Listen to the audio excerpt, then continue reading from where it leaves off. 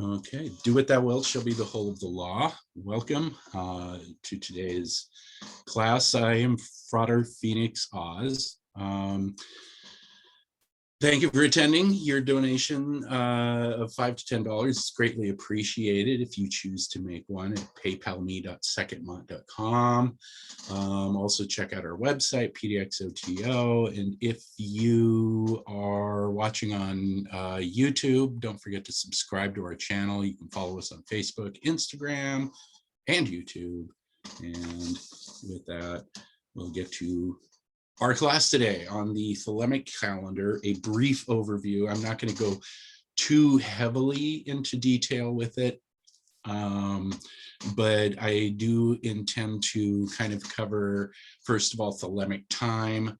You may have seen it, like the sun in a certain degree of a certain sign, the moon in a certain degree of a certain sign. We'll kind of go over what all that means, how we count our years, etc.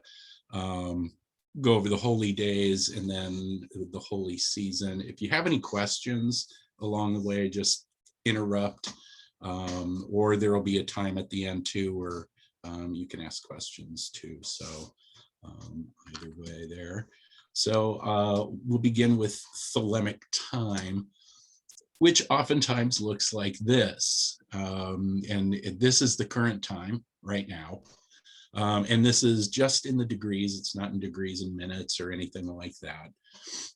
But we've got the sun in 1 degree of Aries, the moon in 5 degrees of Cancer, Dies Solis, Anno 5-7. So what does all that mean? So taking a look at the first part here, Sol in 1 degree of Aries. The sun travels through all 12 signs, as we know, in 365 days. It's a 360-degree circle, so divide that by 12, you have 30 degrees per sign. We use the tropical zodiac when we're doing Thalemic, our Thalemic calendar and time. We have 30 degrees per sign. 1 degree of the sign is equal to about 24 hours, a little over 24 hours and about 20 minutes. And like I said, you can divide this into each degree into 60 minutes. So you'd have 1 degree and some odd minutes. In fact, I can check this little app I've got and it will tell me right now. Yeah, we're in 1 degree, 34 minutes of Aries to be exact.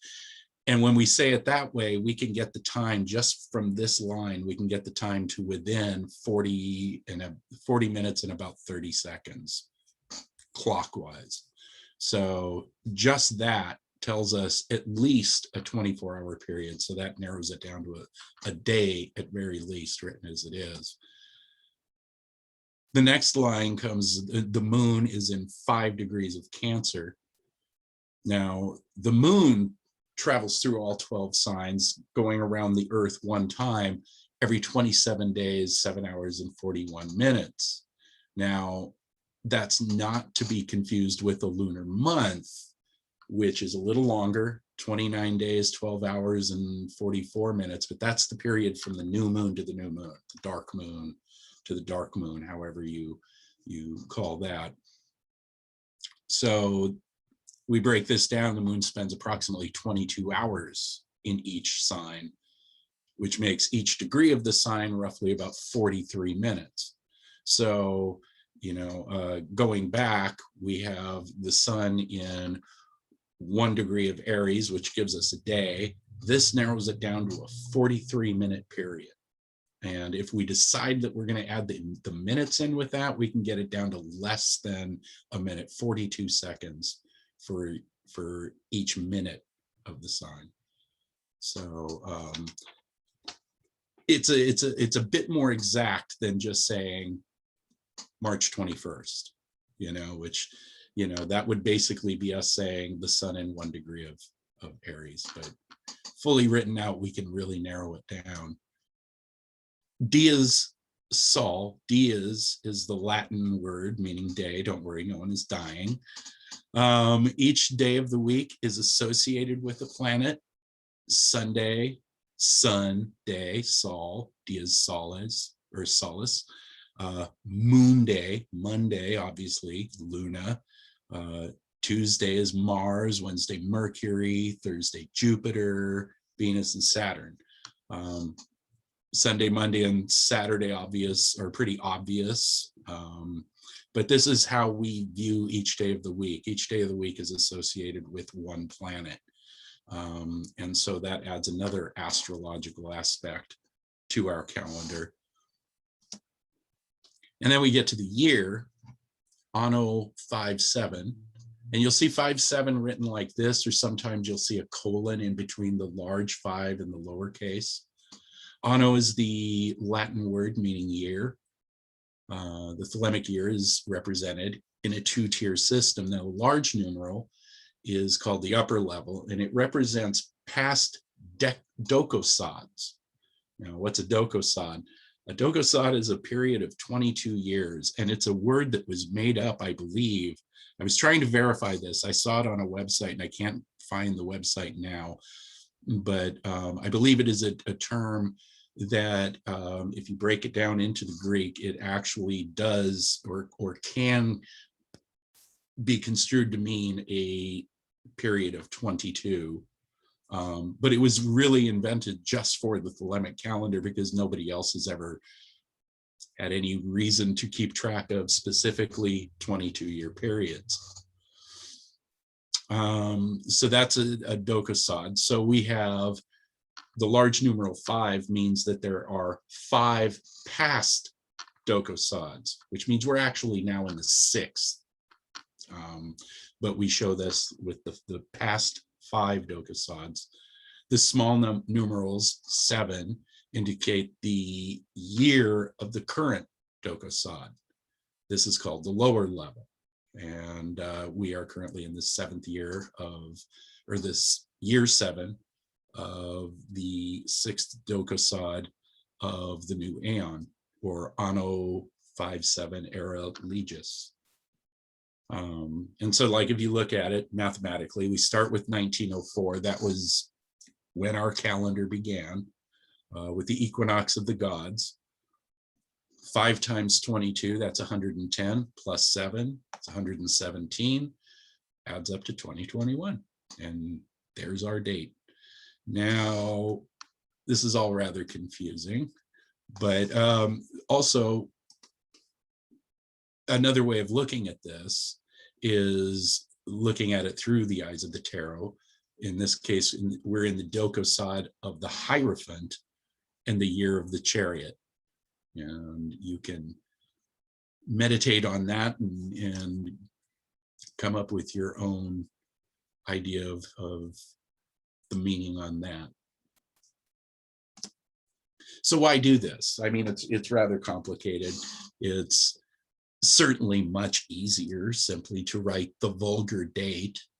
One reason is keeping a focus on the astrological aspects of each day and hour.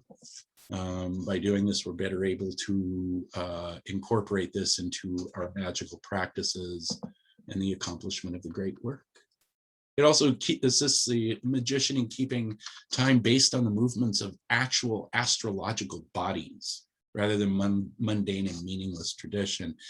And I know, just speaking for myself, even at a really young age, I used to question all the time, why is January 1st the beginning of the year? I mean, to me, it's just a calendar day. There's no holiday, I mean, other than New Year's Day, but I mean, there's no astrological or astronomical reason for it. It just happens to be the way that they made the calendar way back when, and this is just what we continue to do today. One of the great things about this system of keeping time, or at least keep using this system in addition to the vulgar, is the fact that it actually has more meaning.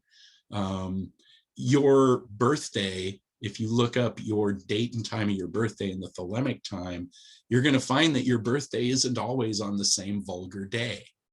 It may shift a little bit. And it's kind of fun to play with that and maybe celebrate your actual return around the sun as opposed to whatever vulgar date it happened to fall in the year that you were born as opposed to this year. So just some things that's, I think why we do this. So anybody have any questions with regard to that aspect of this? Okay. So our next section here is the Thelemic Holy Days. So would somebody care to volunteer to read this little thing? Jeff, would you?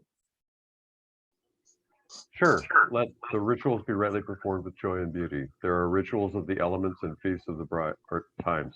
A feast for the first night of the prophet and his bride, a feast for the 3 nights of the writing of the book of the law, a feast for Tahuti and the child of the prophet, secret, O prophet, a feast for the supreme ritual and a feast for the equinox of the gods, a feast for fire and a feast for water, a feast for life and a greater feast for death, a feast every day in your hearts in the joy of my rapture, a feast every night unto new and the pleasure of uttermost delight. Librel 2:35-43. Thank you very much. I love this part of the book, partly because I just love the role of deacon in the Mass, and this is a little part there. But let's go into this a little bit and kind of examine what we mean when we're looking at this. And because this is the book of the law, and we're not really going to discuss what the meaning of the book of the law is, I can, however, tell you what Crowley had to say about it. And I think it sheds a little bit of light on what we do. And so I'll just go to the words of Crowley here. With regard to let the rituals be rightly performed with joy and beauty. In his old comment in The Laws for All he had to say about this line was, let us be practical persons, not babblers of gossip and platitude, which I kind of find that typical Crowley kind of that snarky little comment, but doesn't really give much meaning. When he wrote the new comment, he said, a ritual is not a melancholy formality. It is a sacrament, a dance, a commemoration of the universe. The universe is endless rapture, wild and unconfined, a mad passion of speed. Astronomers tell us this of the great republic of stars. Physicists tell us the same thing of the little republic of molecules. Shall not the middle republic of men be like unto them? The polite ethicist demurs, his ideal is funeral solemnity. His horizon is bounded by death, and his spyglass smeared with the idea of sin. The new Aeon proclaims man as an immortal God, eternally active to do his will. All's joy, all's beauty, this will we celebrate. In this verse, we see how the awakening leads to ordered and purposeful action. Joy and beauty are the evidence that our functions are free and fit. When we take no pleasure, find nothing to admire in our work, we are doing it wrong. So I think that's really important to remember, just in rituals in general, but I think, in the gusto with which a lot of us take, our holy days and this holy season and all of that, making it, giving them that much more power because they're that much more meaningful. The next line, he says, a feast for there are rituals of the elements and feasts of the times. And of course, with each element, fire, air, earth, water, and spirit possesses its own nature, will, and magical formula. Each one may then have its appropriate ritual, as many in such crude form are described in the Golden Bough. In particular, the entry to the sun and the cardinal signs of the elements at the equinoxes and solstices are suitable for festivals. The difference between rituals and feasts is this. The one, a particular form of energy is generated with the ritual, while there is a general discharge of one superfluous force in the other.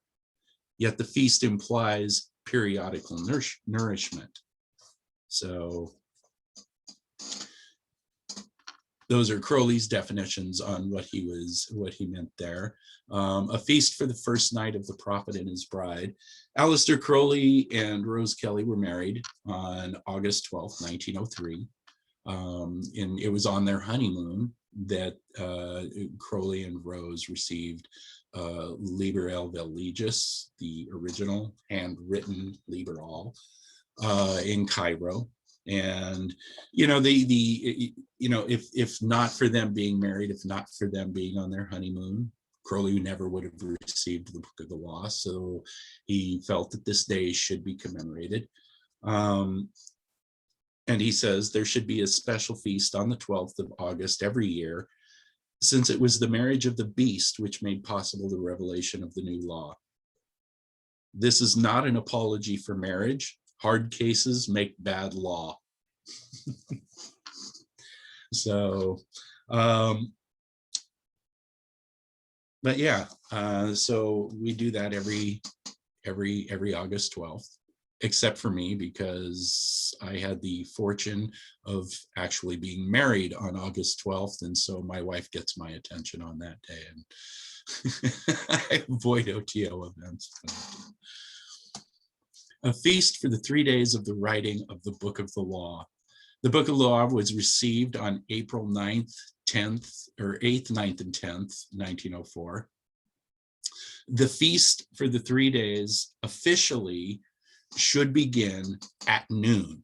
Of course, this was easy for Crowley to say because, he didn't have a 9-to-5 job. So oftentimes we can't start our feasts at noon, but ideally the feast of the 3 days starts at noon and continues on from there. A feast for Tahuti and the child of the prophet. Secret, O prophet. Secret feast is secret. This is known to initiates only. A feast for the supreme ritual and a feast for the equinox of the gods. The supreme ritual marks the anniversary of the invocation of Horus, which led to the reception of the Book of the Law on March 20th, 1904. The equinox of the gods is the vernal equinox, usually on March 20th, though this date may vary. Might be the 19th, might be the 21st. These feasts are usually, however, celebrated together on March 20th. So I guess if you want to be a purist on the equinox, you can do it exactly when that comes up. A feast for fire and a feast for water, a feast for life and a greater feast for death. On this, Crowley says, the feasts of fire and water indicate rejoicings to be made at the puberty of boys and girls, respectively. A feast for life is at birth, and a feast for death is at death. It is of utmost importance to make funerals merry, so as to train people to take the proper view of death. The fear of death is one of the great weapons of tyrants, as well as their scourge, and it distorts our whole outlook upon the universe. And so maybe that's why we call it a greater feast. This is your entire life right there. It's not the beginning or the middle, and we believe in celebrating that. A feast every day in your hearts and the joy of my rapture, a feast every night unto new and the pleasure of uttermost delight. Crowley says, to him that realizes Hadith, this text needs little comment. It is wondrous, this joy of awakening every morning to the truth of one's immortal energy and rapture. To sleep is to return, in a sense, to the bosom of Nuit, but there is to be a particular act of worship of Our Lady, as ye well wot. So those are our comments on that. Other dates on our holy calendar, like was mentioned before, any of the solstices or equinoxes are worthy of a feast. We also celebrate cross-quarter celebrations, and Dionysius Rogers has written some wonderful rituals that are available in his books for the cross-quarter celebrations, as well as some of these other holidays as well. You'll oftentimes see greater and or lesser feasts of the Thelemic saints celebrated by Thelemites. Historical observations, etc. They tend to vary by locale. They tend to be more local observances. Then there comes the holy season. Now notice that I didn't mention the holy season in this last little part, and that is because this practice got its start with the College of Thelema. It's a growing practice amongst many Thelemites, but please note the practice of celebrating the holy days is not an official practice of Ordo Templi Orientis or of Ecclesia Gnostica Catholica. There are many of us in the order and in the church who practice this, as well as other orders, Thelemic orders across the board. There are also quite a few Thelemites that disagree very strongly with the practice of the holy season, primarily because nowhere in his writings does Crowley mention such a practice. And so, as we say, your mileage may vary. Here at Sekhet-Maat, we've always very much enjoyed partaking of the holy days.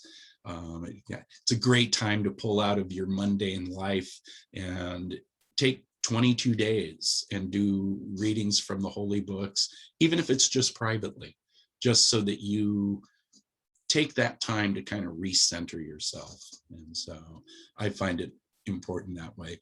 Again, though, there are a lot of Thelemites out there who see Thelema more as a philosophy than a religion, and you start talking about holy days, and they begin to cringe and pull back, and so to each their own. But for those who do celebrate the holy season, it does last for 22 consecutive days, beginning March 20th and March 10th to April 10th. And oftentimes Holy Season Eve is celebrated as well, making it 23 days. Each day is associated with the path on the Tree of Life, along with the appropriate card from the tarot deck, other symbolism, and a reading from the holy books is also assigned to each day. And these are the readings, and we won't go through them in great detail, but I'll leave it up here for a minute if you want to kind of peruse it. But you've pretty much, you've got all the chapters of Liber 65. You've got all the chapters of Liber 7, in addition to Liber Ash, Liber Arcanorum, Liber Libre, Liber Stellae Rubea. So it really doesn't cover every one of the holy books, but it does a pretty good job. And lots of these, like, for example, Liber 65 is associated with its 5 chapters. It's air, earth, water, fire, and spirit. So, for example, we have the Aeon tonight, which is fire. The one with on Mayim or Mem. We have the Hanged Man, so we have another chapter of that, and so we go through that. And again, Liber 7 chapters, each associated with a planet. And so, you'll see the sun and the moon and some of these others where you have Liber 7 associated with that, and others. And obviously ending up on April 9th, 8th, 9th, and 10th with the 1st, 2nd, and 3rd chapters of the Book of the Law. Also on April 9th, with Beth the Magus, Liber Magi, or Liber Vel Magi, rather, which is not listed here, but that's also an appropriate reading during that time. And if you need a copy of the Holy Books of Thelema, shameless plug time, we've got them in our store. Check it out on our website. Buy them. They're beautiful. Look at that. Little blue hardbacks. They're awesome.